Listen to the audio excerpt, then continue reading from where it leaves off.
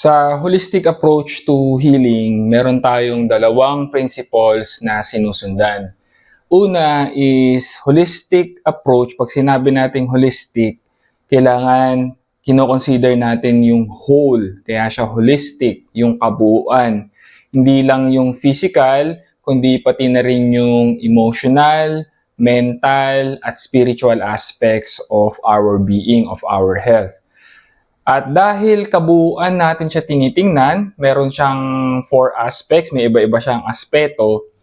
Dito rin pumapasok yung isa pang principle, which is yung kailangan malaman natin yung root cause ng condition na meron tayo. So dahil nga meron tayong 4 na aspects, kailangan alamin natin kung alin doon sa 4 na aspects na yon yung cause ng ating condition, no? So, yung sa physical kasi madalas, no, in most cases, ang nararamdaman lang natin or ang na-experience lang natin sa physical ay yung mga symptoms.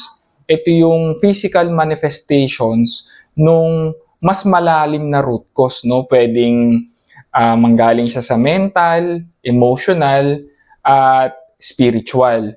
No? So, ako personally, ang approach ko kasi dahil nga gusto nating malaman yung root cause at most of the time, ang root cause ay non-physical issue.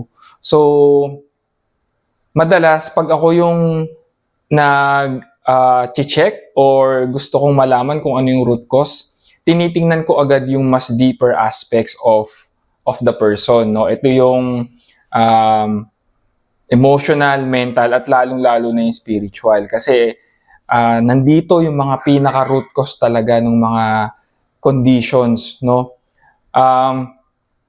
And madalas pa nga, nagiging productive pa pag masyado tayong nakafocus lang sa physical. Kasi hindi na natin nakikita yung deeper aspects, no? Yung root cause talaga, no? Parang nadidelay tuloy ngayon yung healing natin. Pero hindi rin naman ibig sabihin no, na babaliwalain na natin yung physical. Of course, kung ano yung appropriate na treatment na makakatulong dun sa sitwasyon natin, sa kondisyon natin, gagawin din natin siya. Pero at the same time, i-address natin yung root cause. Kasi hanggat hindi na-address yung root cause, hindi magpro-progress yung healing natin. And madalas ito yung nangyayari kaya nga nagkakaroon ng mga chronic conditions. Ibig sabihin, pag sinabing chronic, paulit-ulit lang kasi hindi nasa-solve yung root cause. At yun yung pinaka-goal ng holistic approach to healing. No, kaya siya holistic kasi habang minamanage natin yung symptoms, mas binibigyan natin ng importansya kung paano natin i-address yung root cause. At yun yung goal or yung objective natin sa holistic approach to healing.